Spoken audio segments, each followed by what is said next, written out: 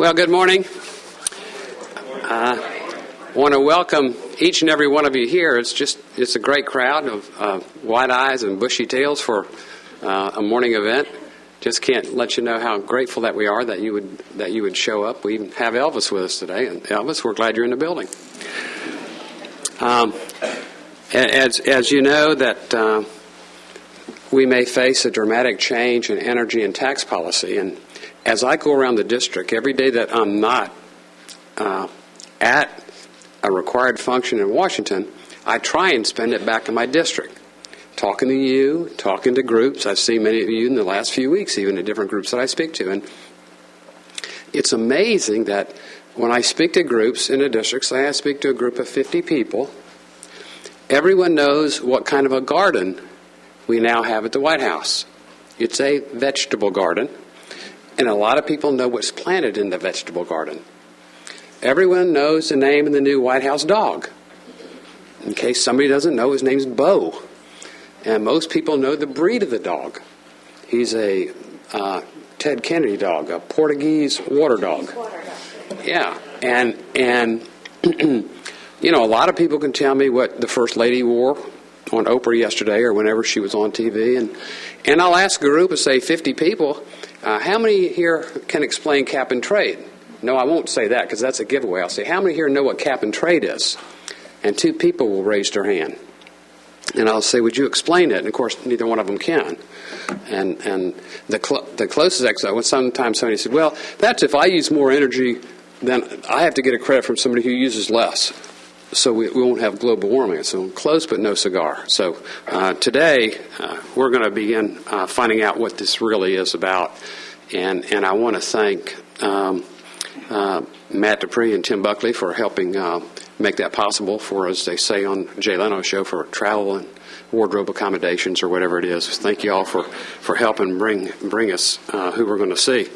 To begin with, the slides that you've been watching as we gather were put together by former staff director for the Senate Environmental and Public Works Committee, Mark Morano, who now runs ClimateDepot.com.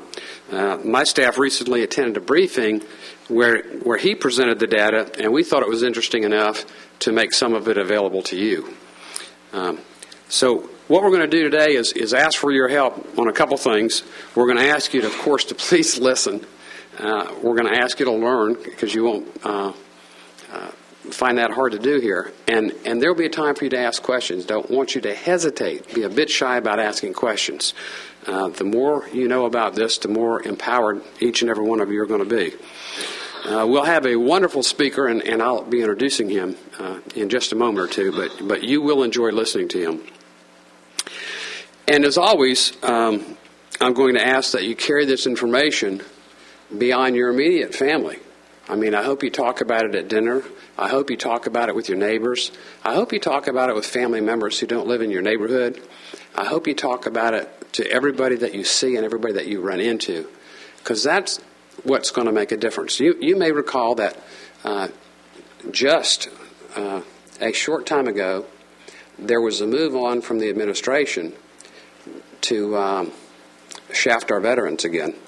You know, yeah, and it was going to require that their health care be primary and the government health care would be secondary. Just a complete violation of the promise, another broken promise. That changed for one reason. People got on the internet, they got on the telephone. Whenever they gathered, they talked about this, and they voiced their outrage and stopped it in its tracks. And so my hope and prayer is that you all being armed with knowledge about cap and trade might end up doing the same thing.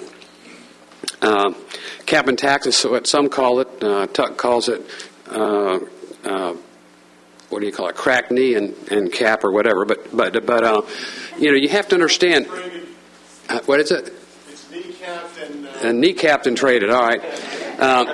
Anyway, this idea was very first hatched by a guy named Ken Lay at Enron, if you can imagine that. Yeah, it's been tried in Europe, as our speaker will discuss. It's had virtually no effect except negative effects. And he's going to give you some more detail about that in just a few minutes. With the recent spending spree our federal government's going through in Washington, the leadership obviously is looking for new revenue sources. And that's what this is really all about. It's a new revenue source. Friends, let us not doubt for a second that right now that's a prime consideration in Washington is how we can extract, meaning the government, more money from you, meaning the people that would have to pay it. You might remember, as you listen to this wonderful speaker that you're going to hear from in a minute, the promise that no one that makes under $250,000 a year combined income is going to have any more tax. Remember that promise. And this is not a tax.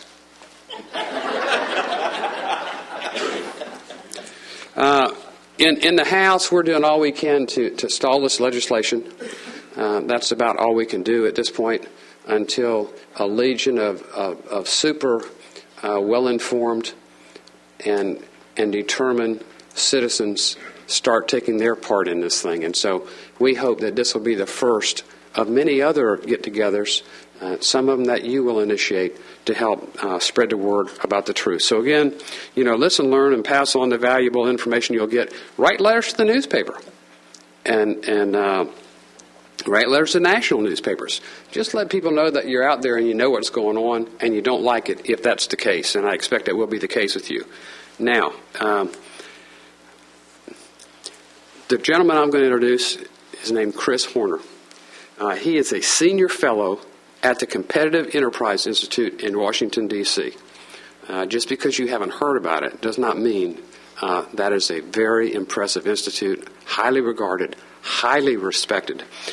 He's an attorney, actually, and has represented Competitive Enterprise Institute, as well as scientists and members of the U.S. House of Representatives and the U.S. Senate on matters of environmental policy in federal courts, including the United States Supreme Court. So he's no lightweight.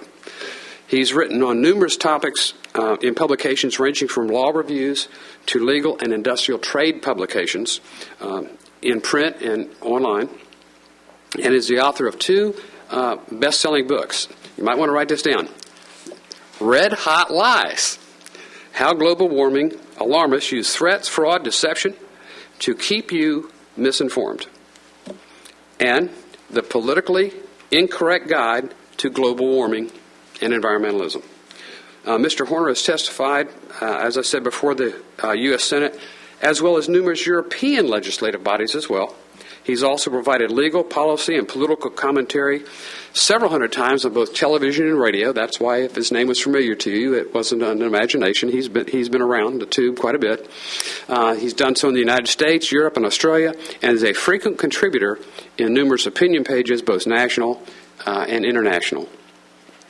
To say the least, Mr. Horner's resume is very impressive, and he has truly been an activist helping set the record straight against the radical movement, and we're lucky to have him here with us today. So please give him a warm welcome to Florida, Chris Horner.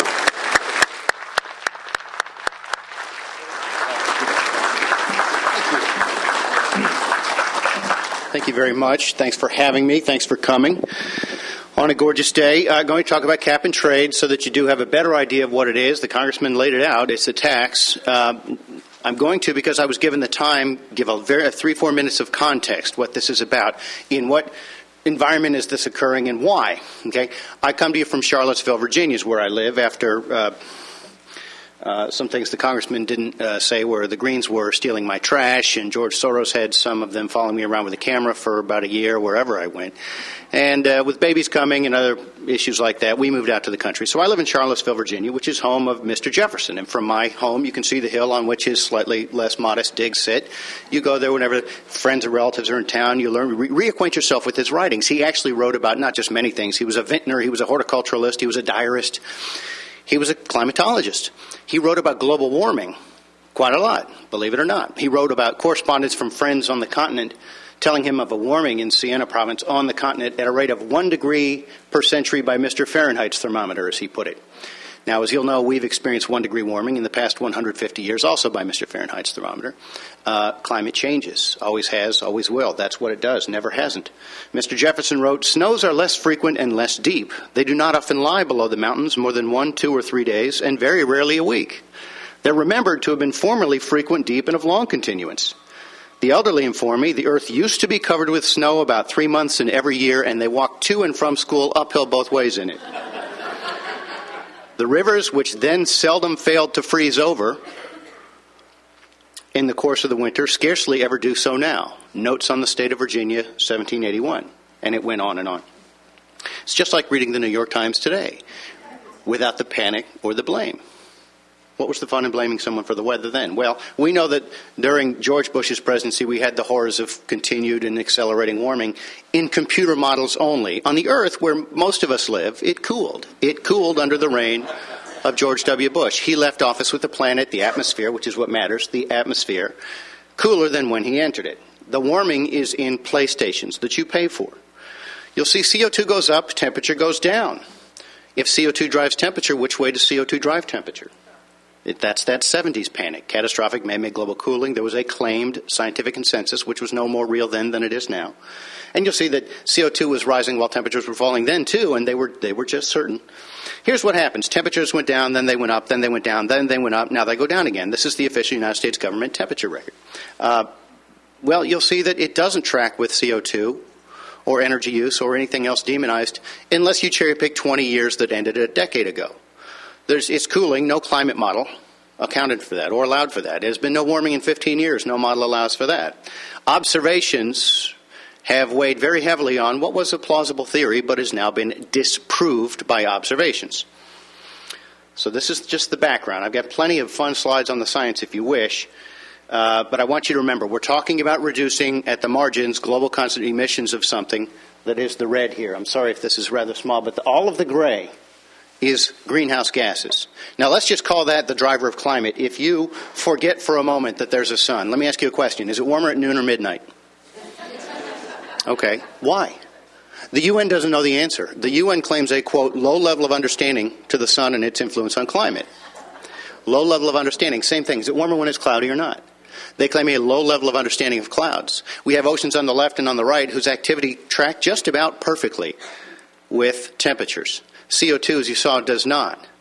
But the UN says they have a 95% certainty that you did it. They're not sure if it's warmer at noon or midnight, but they know, they just know that you did it. So we're talking about a global reduction in the red at the margins of a marginal greenhouse gas. The entire block is greenhouse gases.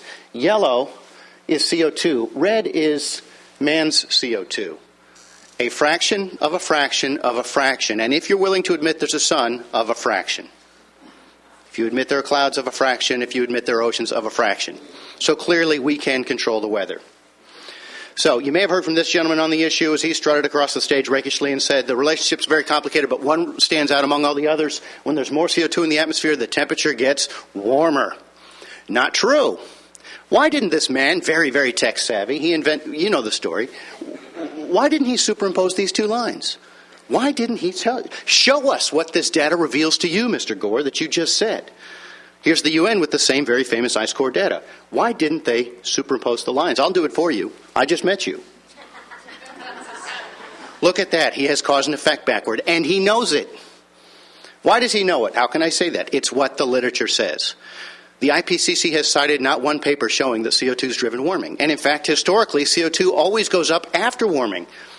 Long story short, the oceans release it when they warm and they absorb it when they cool. Now, you can add more, you're doing it right now, exhaling, you can add more CO2 to the equation. But what you cannot do is change the relationship. It is a marginal greenhouse gas, and we contribute at the margins. And we are to reduce that marginal contribution at the margins. You won't control the weather. It's not about the climate. No cap-and-trade scheme ever proposed by anybody would, under any scenario or set of assumptions, detectably impact the climate. It is safe to say it is not about the climate. So let's explore what it is about. So again, this is what the scientific literature says. It's what the only court to ever examine the merits says. The UK High Court, a European court, threw out every money claim in Mr. Gore's movie as unsupportable. The court did not affirm thousands of claims. As Mr. Gore's spokeswoman said, it was a 90-minute movie. There weren't thousands of claims. It only seemed like forever. But not 40 claims of any consequence. And the court threw out 11. 3 were about melting things. They consolidated them. But all 9 money claims, Hurricane Katrina, the polar bears drowning, rising sea levels from Greenland melting, South Pacific Islanders fleeing, Mount Kilimanjaro, and CO2 driving warming. The court made quite clear that's not what the literature says. So the argument is, well, okay, but it will now. Well, that's faith-based science. It isn't science. So, when you hear about warming, just so you know the context, you hear about surface warming, and it usually happens in March of every year. I've documented this. They tell you about a record warmer, one of the warmest Marches ever. They tell you about surface warming. Surface warming is irrelevant. This is an atmospheric theory, and it turns out our geniuses have located and even relocated our 1,221 official United States government thermometers to what we call urban heat islands. Warmer at noon or midnight, warmer in a parking lot or a field. Well, the rules say you have to put the thermometer in a field, essentially 100 feet from any potentially corrupting influence like a parking lot in Tucson, Arizona. Okay, that violates the rules. This is a trash burn barrel in Tahoe City, California. That's 5 feet. The tennis court in the background's a no-no. The parking lot's a no-no. The trash burn barrel's absurd. These are not the exceptions. These are actually the rules. Hopkinsville, Kentucky. That's a bush. That's a thermometer. That's not 100 feet. That's a black asphalt pad. You here are wise enough not to have many black asphalt pads, right, for reasons that are obvious, attached to a masonry, the chimney of a masonry building, hanging over an air conditioning unit, venting hot air, and that's a Weber brand barbecue grill, situated directly underneath the official United States government thermometer in Hopkinsville, Kentucky. That's why they tell you about surface temperature data. This isn't about the surface. If you want to warm the surface, you can do it. Pave it. We're doing it. Surface is warm. That's not climate change. That's a red herring. The reason they make things up or distract from the truth is because the truth isn't scary.